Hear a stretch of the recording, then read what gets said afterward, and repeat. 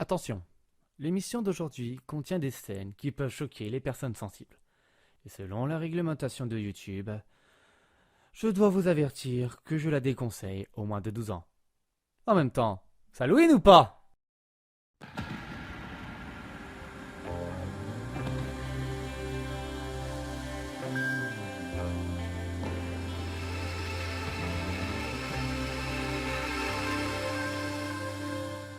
Précédemment, dans Ciné Info. Dis-moi, tu seras pas obligé de refaire autant d'anecdotes à chaque fois.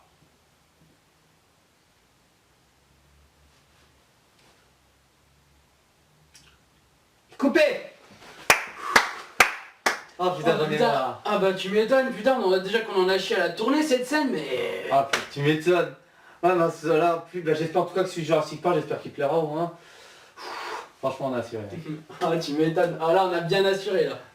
Bon écoute, parce que là je suis vachement sûr, ça te dérange si je vais aller prendre ma douche, j'en ai pour pas longtemps, on va dire 15-20 minutes et après on va manger, promis. Ouais bah y a pas de soucis, de toute façon après en même temps là, le temps que tu prennes ta douche, j'ai un de mes amis qui voulait que je le dépanne à distance, le temps que tu prennes ta douche ça sera déjà terminé. Ah, ok, ça marche.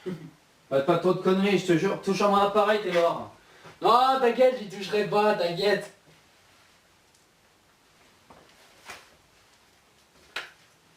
Ouais, tu m'as appelé? Ouais? Ouais, donc si je résume bien, donc ton souci...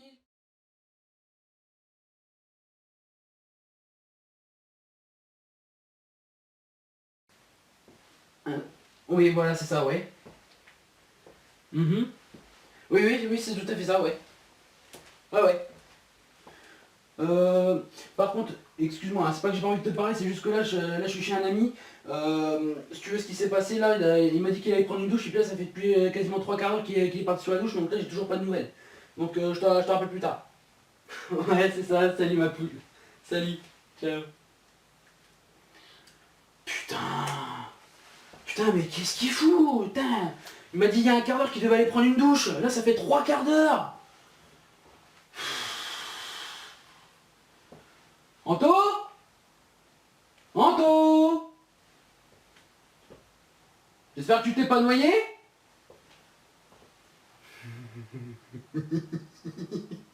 Ah, tiens, j'ai une petite idée.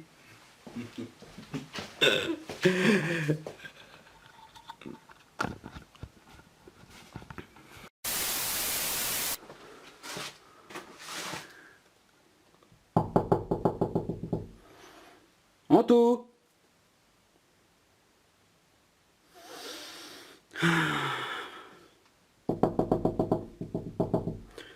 Anto? Putain, qu'est-ce que tu fous, bordel? Anto, sérieusement, c'est pas drôle. Putain, qu'est-ce qui se passe? Oh putain! Oh putain de bordel de merde! Oh putain! Oh la vache! Oh putain! Qu'est-ce qui s'est passé? Oh la vache! Oh la vache! Oh putain!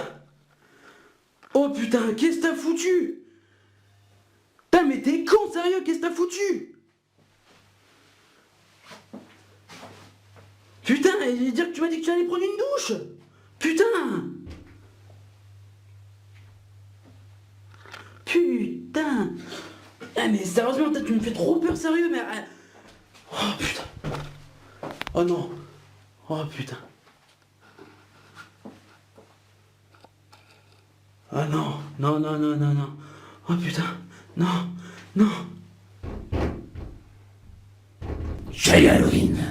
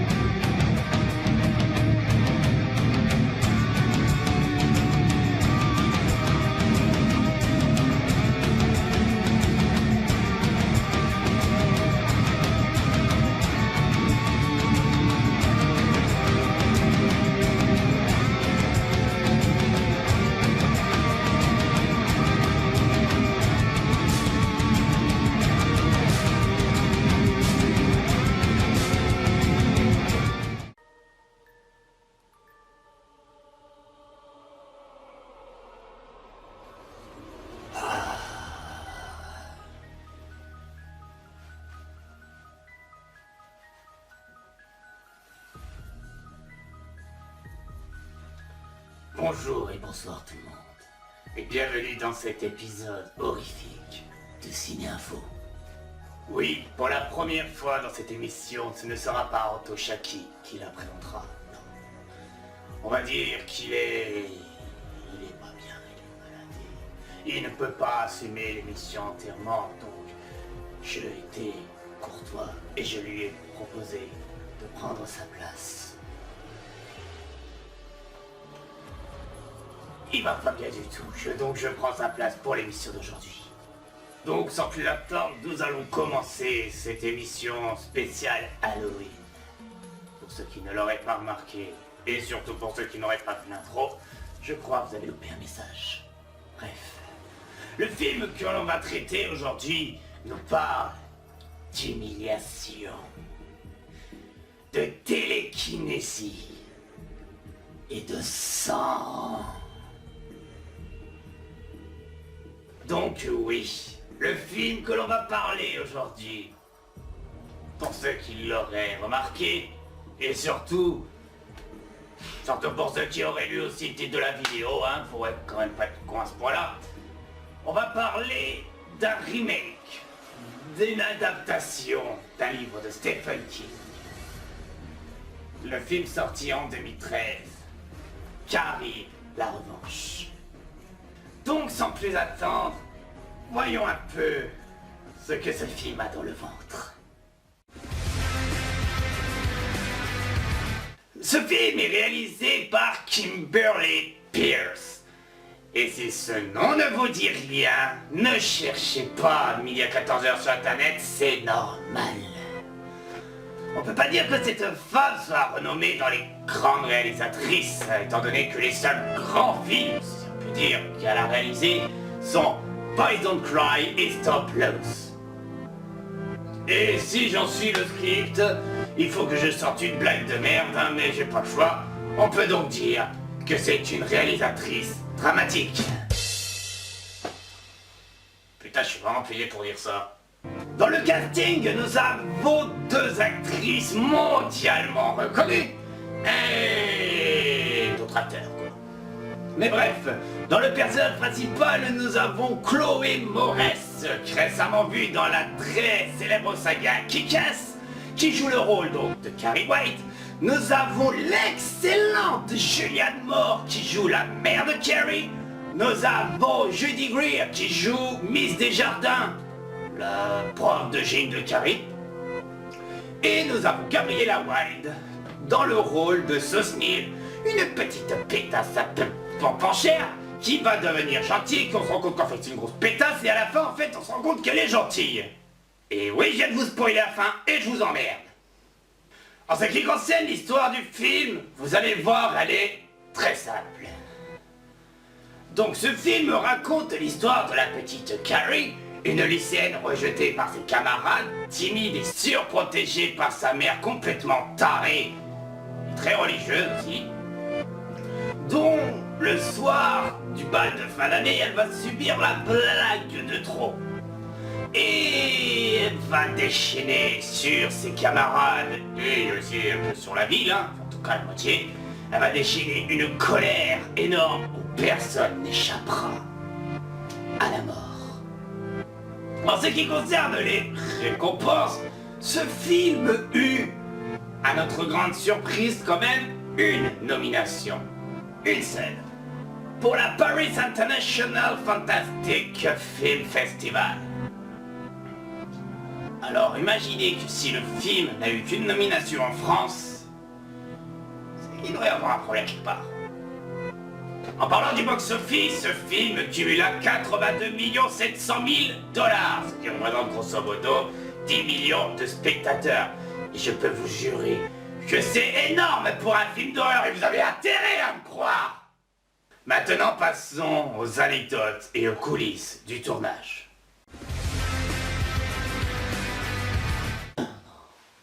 Non. Mais c'est quoi ça? Qu'est-ce qui va pas encore? Mais c'est accoutrement, mais c'est quoi ça? C'est un déguisement, c'est pour le film Carrie, quoi. Comme toi tu as fait. Je te demande pardon. Bah, t'es bien maquillé toi aussi, non? Ah, tu crois que je suis maquillé, Ah, ce c'est bonheur? bizarre. Bon, écoute, On va commencer les anecdotes, hein. J'ai pas envie de me battre. Hein. Putain, j'aurais jamais dû tester l'émission. Bref. Si Kimberly Pierce a accepté de réaliser la réadaptation de Carrie, c'est grâce à Monsieur Brian De Palma en personne qui lui a témoigné son soutien et sa confiance. Donc si vous ne l'avez pas aimé par rapport à l'original, plaignez-vous à son réalisateur original. Faut bien des cons sur terre, hein, qu'est-ce que tu veux. D'ailleurs, vu que tu parles de De Palma, et le premier qui me sort la blague de De Palma, je l'étrangle, c'est clair. Oh, ta gueule la musique! Putain, on peut même plus bosser tranquille. Bref, je voulais dire que Chloé Moretz... T'arrêtes de rire, toi! Putain! Pour se préparer, se conditionner à son rôle, elle a relu 5 fois le livre de Stephen King, mais a par contre refusé de revoir l'original, sûrement pour éviter le copier-coller. Lors de la scène où Carrie apprend à utiliser ses pouvoirs sur des livres, il faut savoir que tous les livres ne sont pas faits en images de synthèse, vu que les livres qui devaient être en suspens, donc descendre, hein, étaient tenus par des fils reliés à des cannes à pêche, donc économie d'effets spéciaux. Chloé Moretz eut, tout comme Carrie dans le film, du mal à s'intégrer aux autres filles du film, vu qu'elle avait plus de succès et talent qu'eux, car oui, même dans le monde du cinéma, une pétasse reste une pétasse. Et en parlant de Chloé Moretz, hein, âgée de seulement 16 ans lors du tournage, elle ne pouvait travailler que 8 heures par jour, selon la loi fédérale américaine, alors que les autres acteurs et actrices pouvaient travailler 14 heures d'affilée. Donc pour éviter de perdre du temps, tous les acteurs devaient être prêts quand elle arrivait pour tourner, juste histoire d'enfoncer le couteau un peu plus loin dans l'anecdote. Ça a l'air de te réjouir en plus. Pour parler du casting, la première personne qui devait faire la mère de Carrie était Judy Foster, mais qui a été remplacée par Julianne Moore. Bon, là ça va encore. En ce qui concerne le rôle de Carrie, ce qui est bon à savoir est que Stephen King, en apprenant que son livre allait être une nouvelle fois adapté au cinéma, alla voir la production du film pour leur proposer Lindsay Lohan pour le rôle du principal. Non, je ne sais pas pourquoi non plus, mais il n'a reçu aucune réflexion à son idée et au final, on sait qui a obtenu le rôle. En même temps, prendre une fille qui a très mal tourné pour chez Carrie, je sais qu'elle doit être mal dans sa peau et rejetée, mais il y a quand même des limites même. Pour la cultissime scène du saut, la réalisatrice se livra à un vrai casse-tête pour que ce plan soit réussi. Imaginez-vous que plus de 50 essais ont été faits avec des doublures pour contrôler la trajectoire et la composition. Lors du grand jour, la scène a dû être tournée 2 fois, sur 2 jours, car sur une, le sang n'éclaboussait pas assez, et sur l'autre, problème aussi, le sang tombait trop vite. Et donc on ne pouvait pas asser la robe comme elle voulait. Mais en combinant les 2 scènes, comme par magie, c'est exactement ce qu'elle attendait. Maintenant que vous savez, vous ne la regarderez plus de la même manière. Ouais, plutôt.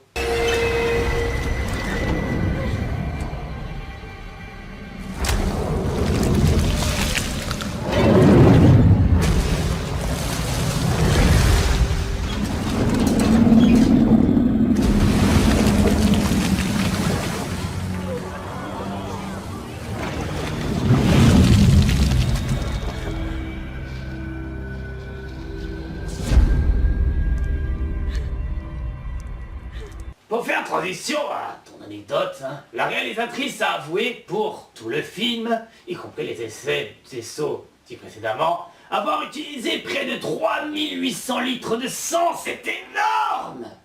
Pour du faux sang. Voyons ce que vous avez... Minute! C'est pas écrit dans le script que ça doit dire cette phrase! Écoute, j'ai presque rien dit de l'émission, tu peux au moins me laisser cette crasse. Non! Voyons ce que... Tu me saoules. Alors déjà, tu piques mon émission spéciale Halloween, tu en fais n'importe quoi, tu me laisses pas parler, tu me laisses pas rédiger le script, tu...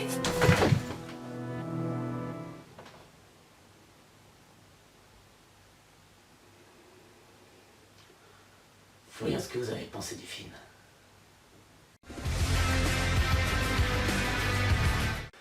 On y va. Avec une note de 13 sur 20, ce film est assez sympathique, mais pas vraiment horrifique. On trouve une Chloé Moretz parfaite en Carrie, mais avec les pouvoirs de Pro Halliwell, de Charles. Dommage. Une réadaptation plus fidèle du roman que le film de De Palma, avec des personnages approfondis et un jeu d'acteur excellent. Les effets spéciaux sont bien travaillés, et heureusement d'ailleurs. La musique colle bien à l'ambiance, cependant le film il est trop court et déjà vu. Moi, en ce qui me concerne, je lui ai mis la note de 15 sur 20. Je vais vous expliquer pourquoi. On va va y aller par étapes, si vous voulez bien. Déjà, nous allons déjà parler de l'histoire. L'histoire qui, pour moi, c'est pas qu'elle est chiante, c'est juste qu'elle est courte, votre histoire. Sincèrement. Vous vous rendez compte quand même que la synopsis que je vous ai racontée, je vous ai raconté l'intégrale du film quand même. C'est incroyable, ça j'ai envie de dire, c'est complètement court, c'est comme le film Spring Breaker, tu peux raconter tout le film en 5 minutes. Bah là ils ont fait un record et tu le racontes en 10 secondes. Voilà. Rien que ça, pour moi, ça vaut une mauvaise note. Mais heureusement, il y a des bons côtés au film. Le casting, quand j'ai parlé, donc nous avons 2 actrices qui ont été mondialement reconnues, mais là je vais me répéter si je répète la phrase. Déjà, Chloé Moretz en Carrie White, très convaincant. Quand elle se fait humilier, déjà la scène de la salle de bain, elle est franchement très convaincante. Une petite fille un peu coincée, totalement paumée, elle est convaincante. C'est vraiment une bonne actrice, si je peux dire. Ensuite, le personnage de Julianne Moore, donc la mère de Carrie, m'a tout simplement fait hurler, mais surtout de rire. Pas parce que elle joue mal, non. C'est juste le personnage qui est tellement bien interprété, t'as envie de lui foutre des claques dans la gueule à sa mère, sans déconner. Et puis en ce qui concerne les autres personnes, ils jouent bien aussi, hein, mais j'ai envie de dire, moi qui supporte pas les poufs, les pétafés, non, j'ai envie de dire ça, je foutrais ça sous une bagnole et je roulerais dessus sans déconner, tellement que ça me saoule de voir ce genre de personnes dans la réalité. Alors d'en voir dans un film d'horreur, c'est encore pire. Mais quand tu les vois crever, tu rigoles bien. Surtout la chef de la bande, elle a ça. Combien de fois j'ai pu me branler sur cette scène sans déconner.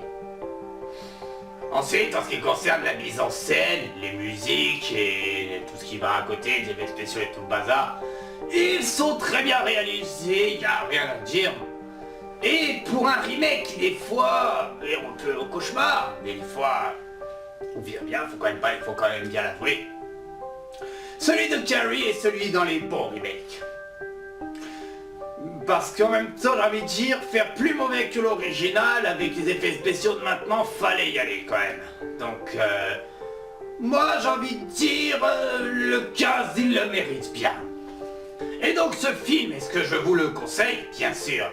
Je vous conseille de le regarder. Bon, par contre, vous attendez pas une grosse horreur dedans, je veux dire. La seule scène macabre du film, faut quand même le reconnaître, c'est la fin. Quand elle s'est pris, désolé pour le spoiler, le seau de sang sur la gueule, hein, et qu'elle répand sur toute la moitié de la ville sa colère, qu'elle tue tout le monde. Oh putain, je préfère me taire. Et donc, ça veut dire rien que cette scène-là, qui est la scène emblématique du film, qui est naturellement la fin, est vraiment bien réalisée, bien sanglante et bien rageuse aussi. Donc oui, rien que pour ça, je vous conseille d'aller le voir. Mais par contre, j'ai un dernier point à souligner. Pour ceux qui ont été attentifs à ce qui est marqué sur le Blu-ray, pour ceux qui seraient curieux de savoir quelle est cette fin alternative ultra violente, comme il est précisé dans ce Blu-ray, eh ben, elle est vachement pourrite comme fin. J'ai envie de dire, faut mieux voir la fin originale ou même plutôt mélanger les deux plutôt que de faire une fin aussi à chier. Donc, si vous ne voulez pas savoir ce qui s'y passe, je vous laisse ce timer que j'aurais préalablement enregistré en annotation YouTube puisque je suis un gros flemmard et que je l'aurais pas fait durant le montage initial, pour passer si vous ne voulez pas l'entendre. Et puis si ça vous intéresse, je mettrai dans la description, enfin l'autre il me foutra dans la description, un lien où vous pourrez la voir en version originale et je peux vous jurer que vous allez rigoler tellement que c'est à chier. On arrive donc au niveau du cimetière où Sue, qui a essayé de se familiariser avec Carrie, arrive donc dans le cimetière pour poser une petite rose. Déjà d'ailleurs, je me demande même quel est le con qui a eu l'idée de mettre la tombe à cet endroit-là alors qu'elle est morte dans sa maison. Et que le corps n'a jamais été retrouvé, hein. D'ailleurs l'original l'a bien fait comprendre ça, elle n'a pas fait erreur. Mais bref, j'en suis pas là. Et puis après on voit une sorte de flashback, j'appelle ça comment, où en fait on voit Sue qui est en train d'accoucher, car oui on apprend dans le film que c'est une fille, qui d'ailleurs Carrie lui dit que c'est une fille, on ne sait pas comment, je savais pas qu'elle était médium à ce point. Bref. Donc elle est en train d'accoucher, les docteurs font, il a dit poussez, poussez, je mettrai une petite image aussi s'il le faut. Et par contre je japperai le moment sanglant où on voit le bras de Carrie qui lui sort du vagin, qui est presque comme un télescope, et qui commence à choper la fille, et qui commence à vouloir la gripper et tout. J'ai envie de dire, elle peut le faire quoi? Elle peut lui arracher ses pans pour la foutre à poil ou la faire entrer dans son vagin, j'avoue que ça aurait été drôle ça. Donc en fait on se rend compte que c'est juste un rêve et qu'elle est traumatisée par la mort de Carrie. Si vous avez adoré cette fin, mettez-vous une claque dans la gueule parce que sincèrement c'est pourri et ils auraient pu faire beaucoup plus sanglant. Même s'il y a déjà beaucoup de sang dans cette scène, mais voilà. Donc le lien sera dans la description. Pour ce qui concerne, si vous voulez voir le film, et si vous cherchez la version française, comme pour Very Bad Trip, pas version longue, vous pouvez vous mettre un bon doigt dans l'anus parce que ça n'existe pas. Ah ouais, putain, j'ai oublié de me taper ça en plus, hein. Putain. Bon, bref. Et voilà. J'espère que cet épisode un peu horrifique vous aura plu. N'hésitez pas à mettre un commentaire pour me dire ce que vous avez aimé ou pas de l'émission, à nous proposer des films par la même occasion. Vous pouvez mettre un j'aime, ça fait toujours plaisir, et vous pouvez la partager sur Facebook ou sur Twitter. Et n'hésitez pas aussi à vous abonner pour ne pas manquer les prochaines vidéos que je ferai sur cette chaîne. Et en attendant, continuez d'aller au cinéma, et moi, enfin surtout lui, on vous retrouvera dans un prochain numéro. Bye bye tout le monde. Putain, c'est pourri.